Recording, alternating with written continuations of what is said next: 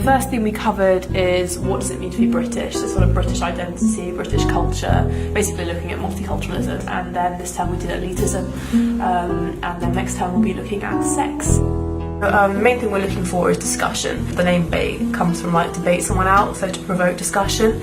So anything we're looking for, whether that be like opinion, art, photography, poetry, is really anything that's going to start a discussion. It doesn't have to be liberal, doesn't have to be left wing. We're looking for anything, any opinions that are relevant to the theme, and that's why we try to pick like quite controversial themes. So we try to discuss awkward issues in an interesting and new way for Cambridge students. Bait perhaps is slightly different to other zines in Cambridge in that it's not necessarily fulfilling a need such as, you know, the feminist zine is, you know, for feminist discussion, and that's really cool. Like Blueprint, you know, like they're all for specific things, whereas Bait is more to hold discussion than for any particular group or space. So I think the space that Bait fills is, you know, a need to talk about some issues in a new creative way. And it came into being last term, so that's Easter term 2017, and it was really in reaction to the money burning incident. A £20 note was burnt in front of a homeless person,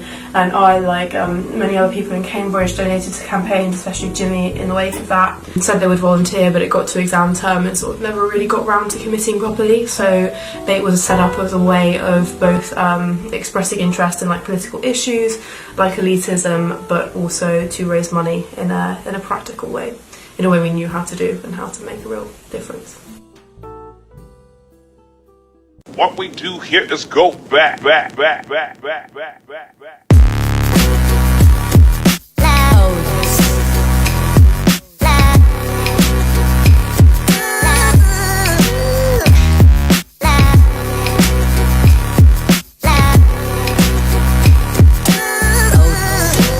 So Ink is a arts and creative zine, and it's basically mainly art, photography and poetry. I think our creative process is unique because it leverages both like the analog and the digital. So when we get our submissions, we print all of them out like 2 or 3 times, and then we just sit down on someone's floor and then we cut them all out, we play around with them and we paint over them on these large A3 sheets of paper. But then after that, to clean it up and refine it, we either scan what we've got or we start playing around with them on Photoshop. And yeah, it's a collaging process, but it really tries to like straddle kind of both analog and digital spheres to create what is ultimately ink. Yeah, I think when we first came to Cambridge, like I'd been at art school beforehand, and like Claire like done lots of sort of like artsy things, and when we came to Cambridge we felt like there wasn't really any space for people bringing their art together and showcasing it. And obviously now there are like quite a few other things that are going on, and we're kind of like in touch with a few of those things, but at the beginning it was very much kind of like desperately trying to find a way that we could bring together artists. Way. Yeah, it was nice. It was a bit difficult because with some people's work, obviously, like completely understandably they don't want it to be tampered with, so I feel like because we do a lot of collage, there's a kind of fine line between editing other people's work in a way that they'll be happy with and not. And I think generally on the whole last year we managed to communicate with people enough so that they felt like the way that we'd presented the work in a kind of chaotic collage way.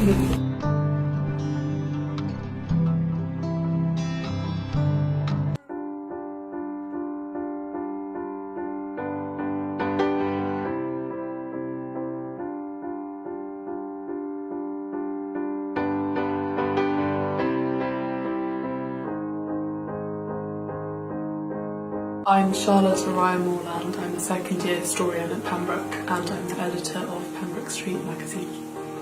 Hi, I'm Phoebe Flatto. I'm also a second year. I'm an architect at Pembroke and I'm the creative editor for Pembroke Street magazine. Pembroke Street is the college magazine at Pembroke College, and it was published about once a year, and it always included submissions from the student body of writing, photography, illustrations. I think what's nice about it is it's open to everyone at Pembroke, so we get such a range of submissions, as well as that, like, it's a friendly magazine, Yeah. as like Pembroke is a friendly college, so we have even had external like submissions. We very much try to make it something that people at Pembroke would want to read, Yeah, rather than what we think we want to read ourselves, if that makes sense. So issue 3 was called My Pembroke, and it was a very it had a very like conscious focus of celebrating all the good things about Pembroke and the achievements of students. which have been slightly overshadowed from some events, and it was we were conscious of that, definitely. Yeah, and it was supposed to be a very sort of just overwhelmingly positive thing to publish, and to make Pembroke students sort of remember that actually. Yeah, it was a celebration of everyone here and the place itself as well. Yeah. Mm.